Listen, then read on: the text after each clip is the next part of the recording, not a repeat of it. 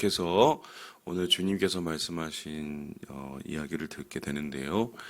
전체적인 이야기는 어제와 동일하게 이제 제자의 갈 길, 주님께서 12 제자를 부르시고 그 제자가 어떻게 하나님의 부르심을 받고 또는 어떤 길을 가야 되고 그들이 맞닥뜨려야 될 그 사역의 현장은 어떤 것인지 이 얘기가 이어지게 됩니다. 오늘 예수님께서는 그 사역 현장에 대해서 두 가지의 이야기를 하고 있는데, 한 가지는 무엇이냐면 당연히 박해고요. 그러니까 우리가 주님의 말씀을 가지고 예수의 증인으로 예수를 전하는 복음의 통로로 세상을 살아보면 이에 대한 반대하는 사람들, 또 그것 때문에 우리를 핍박하는 사람들을 만나게 되죠. 그 핍박과 박해에 대한 부분을 다루고 있고, 또 한 부분은 뭐냐면 우리에 대한 환대, 이 복음을 듣고 환영하는 자들에 대한 이야기를 나누고 있습니다. 자, 그렇다면은 이 핍박과 환대에 의해서, 특별히 핍박을 예수님께서는 무엇이라고 이야기를 하고 있습니까?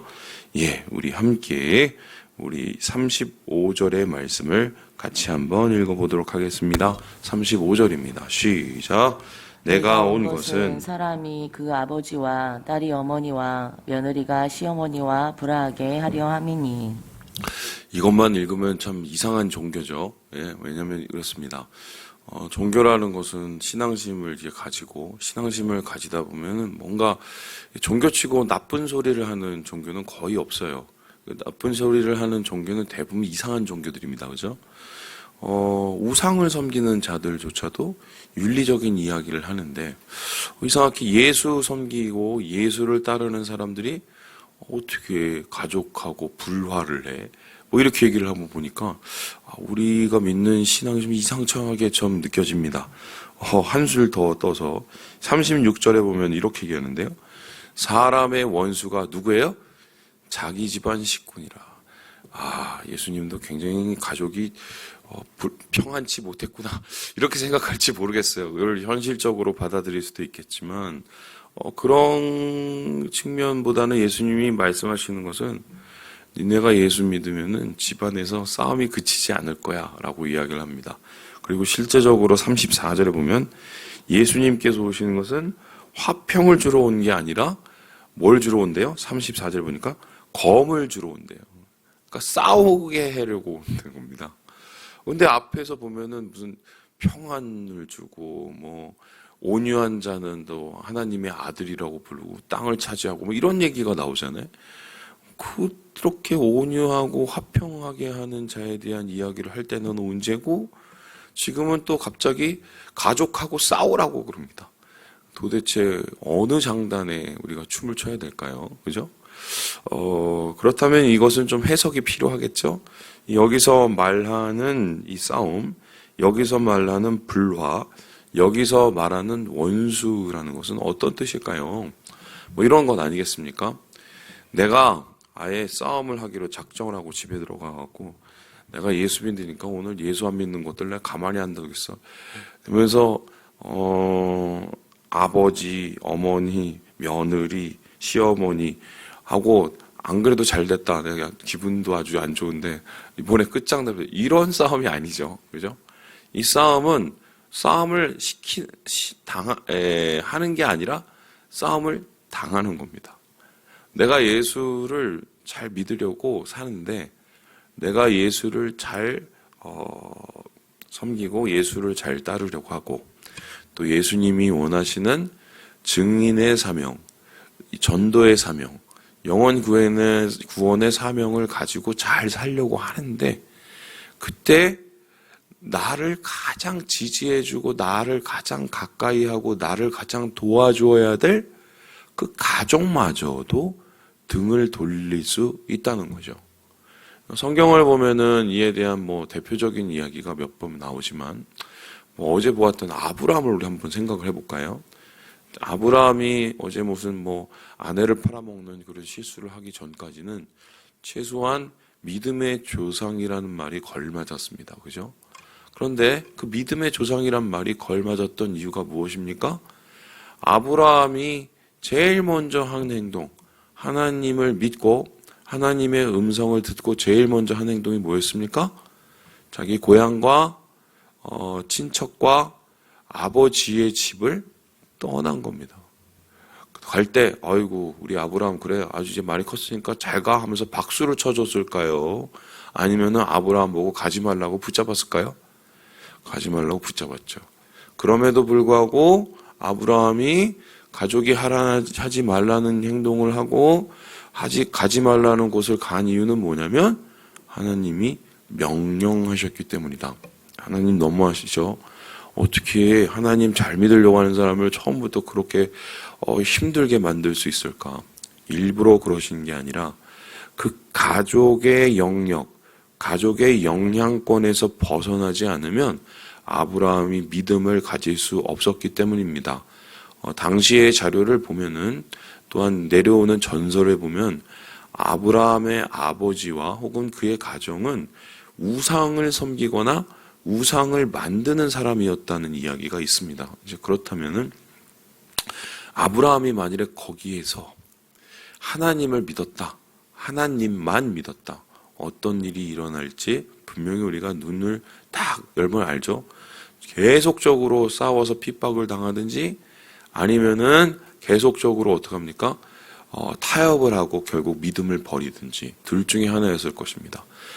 그래서 이 특별히 신앙 1세대에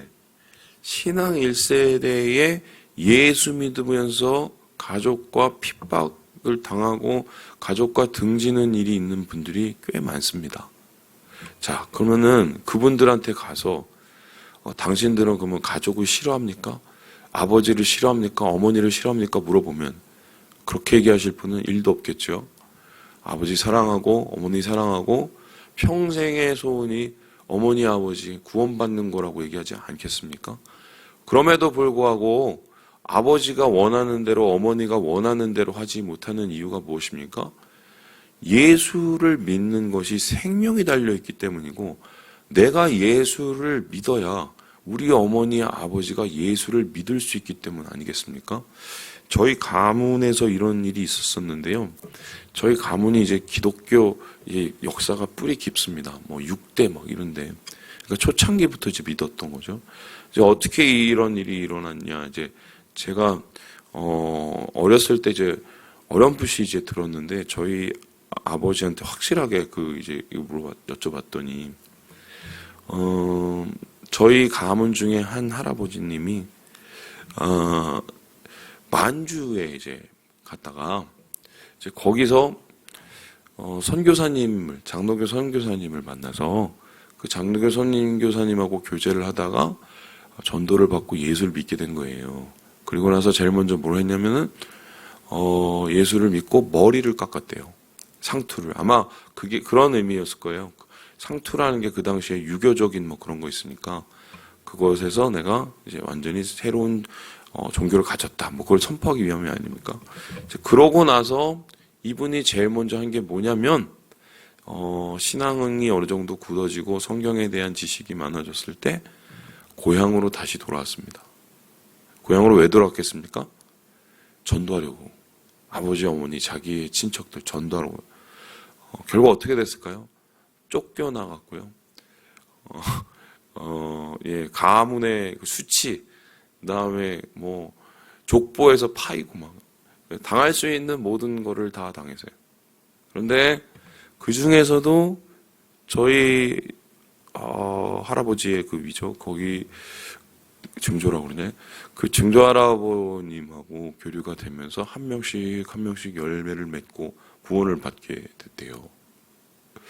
자, 그러면 그분은 어떻게 보면은 사람의 원수, 자기 집안의 원수였을 거예요. 핍박.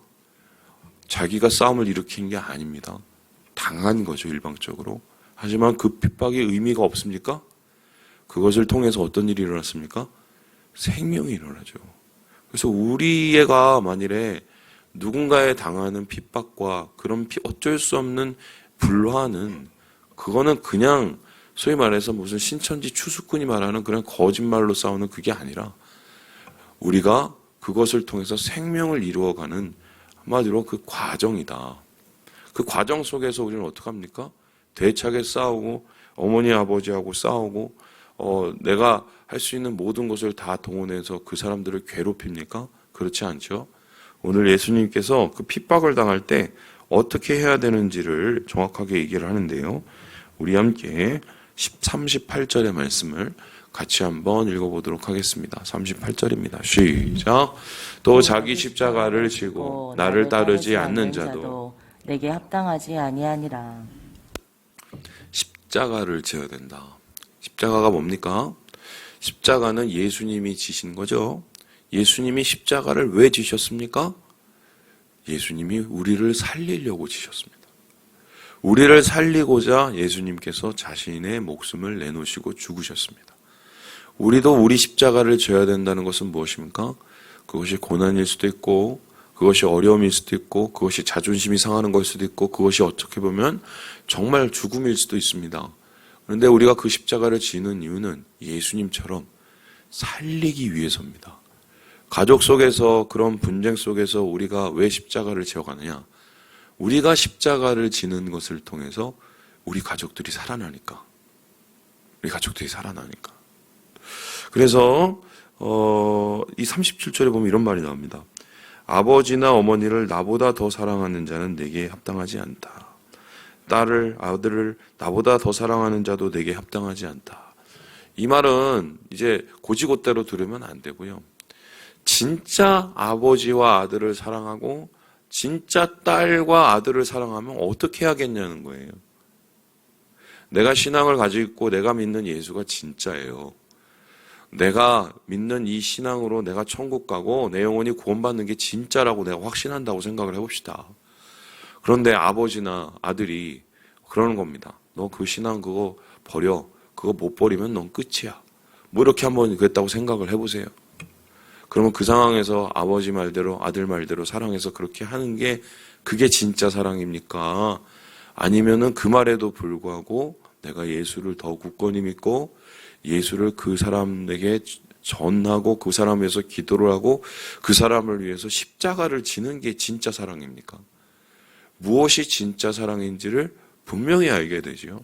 그래서요, 좀 제가 어려운 말씀을 드리면 정말 누군가를 위해서 살고 누군가를 주님께로 인도하고 싶고 특별히 그게 가족, 그거 더 힘들어요.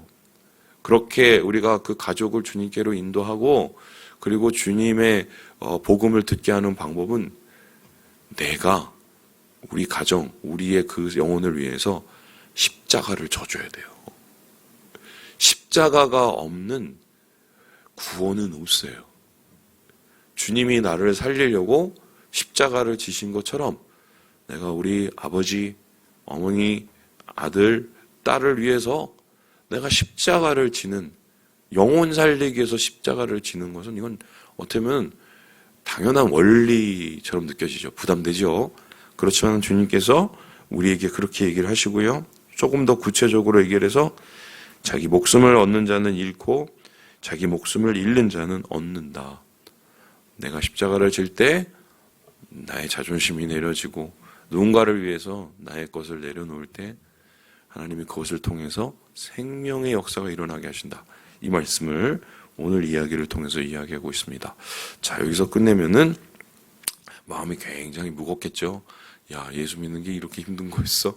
이렇게 생각이 됩니다. 하지만 예수님께서는 여기서 끝나지 않으시고 예수를 믿고 예수를 전하고 예수의 증인과 제자로 사는 삶이 어떠한 또 기쁨을 누릴 것인지에 대한 해피엔딩에 대한 얘기를 하고 있어요. 그 이야기가 무엇입니까? 우리 함께 40절의 말씀을 같이 한번 읽어보도록 하겠습니다. 시작! 너희를 영접하는 자는 나를 영접하는 것이요 나를 영접하는 자는 나를 보내신 이를 영접하는 것이니라. 주님께서 또한 말씀하시기를 우리에 대한 환대에 대한 말씀을 하십니다. 예수 믿는 자에 대한 환대, 그것이 어떤 의미인가?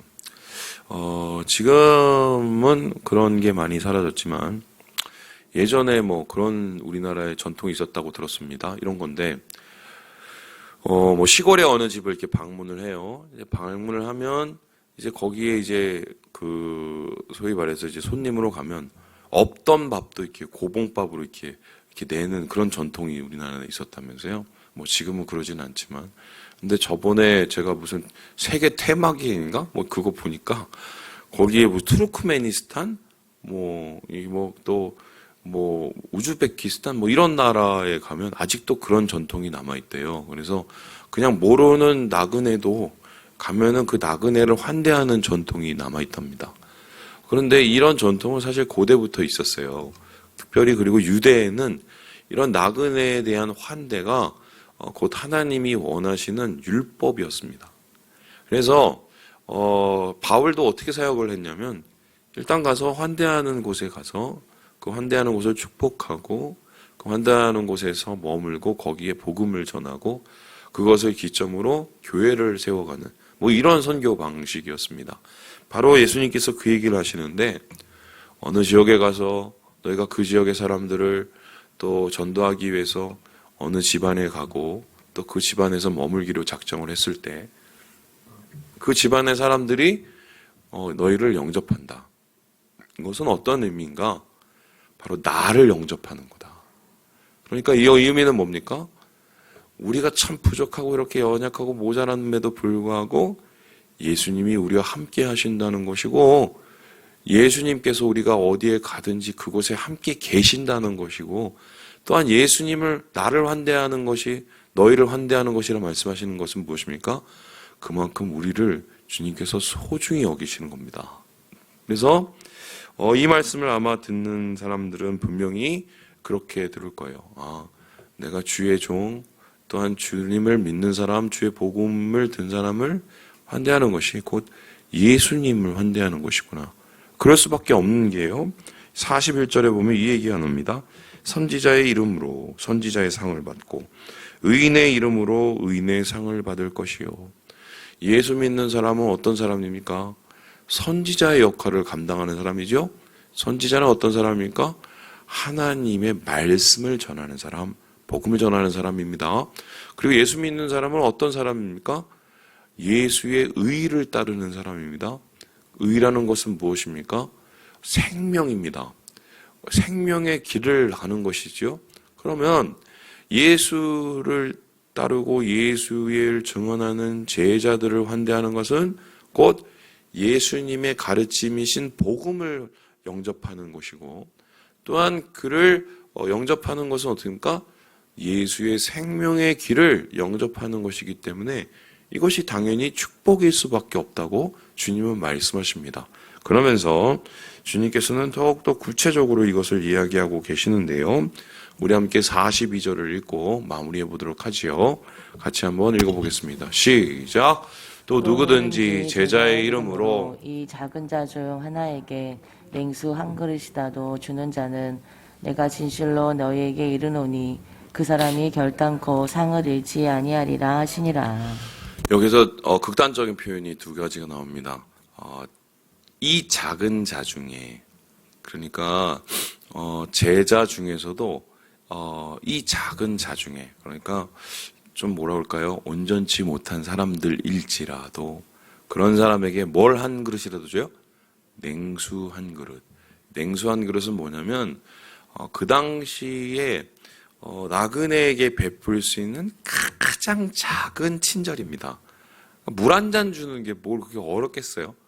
근데 그렇게 할지라도 주님께서 어떻게 해요?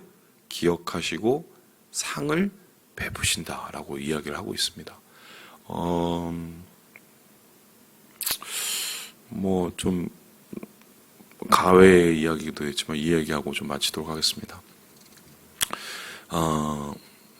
이렇게 얘기하면 또 내가 혼날까요? 뭐 어쩔 수 없죠. 예전에 제가 이제 미국에 도착을 했어요. 미국에 도착을 했는데, 목사님이 이렇게 교회에 계셨습니다. 그래서 처음 인사를 딱 드리고, 그 다음날 이제 출근을 이제 했습니다. 근데 제가 첫날부터 깜짝 놀랐던 게, 목사님이, 교회 앞에 풀을 깎고 계셨습니다. 네. 잔디가 우리나라 그 잔디 수준이 아니에요. 그 막 작은 교회라고도 앞에 잔디가 되게 큽니다. 그걸 혼자 열심히 그래서 신기했습니다. 목사님이 굉장히 모범적이네. 그리고 나서 그 다음 주인가 이제 되니까 목사님이 열심히 막 배관을 막 고치고 있어요. 야, 목사님이 참 재주도 많으시네. 그리고 나서 그 얼마 있다가 보니까 목사님이 막 같이 가자고 해서 가니까 이삿짐을 막 나르고 있어요. 그때부터 좀 이상하기 시작했어요. 이게 뭐지? 보니까 교회의 어려운 일은 다 도맡아 하십니다. 그리고 사모님은 뭘 하시는가 봤더니 사모님이 간호사셨거든요.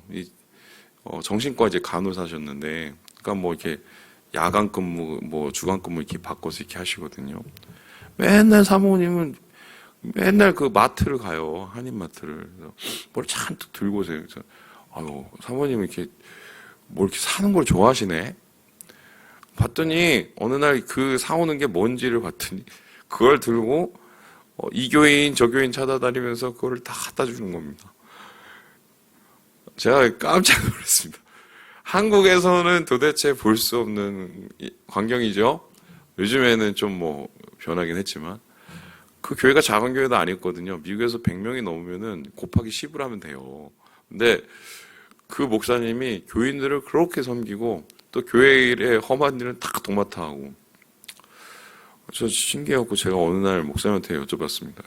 목사님, 이거를 왜 교인들이 안 하고 목사님이 다 하세요? 그리고 이렇게 다 이렇게 막 사모님 사주시고 퍼주시고 그러면 어떻게 감당을 하십니까? 했더니 목사님이 그냥 허허허 웃으면서 미국에 오면은 미국 목회가 또 따로 있다고 그러시더라고요.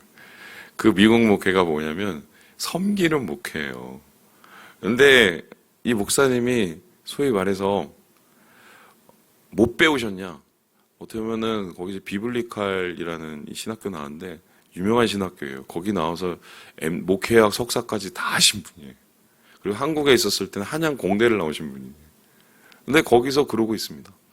그런데 중요한 건 그렇게 했었을 때 그 성도들의 반응이 더 대단했는데, 그걸 받고 고마워하는 사람도 있지만 당연하게 여기는 사람도 있어요. 그리고 심지어는 어떻게 보면 전화가 뻔뻔하게 옵니다. 목사님, 저 이번 주에 뭐 토요일 날 이사 가는데요. 오세요?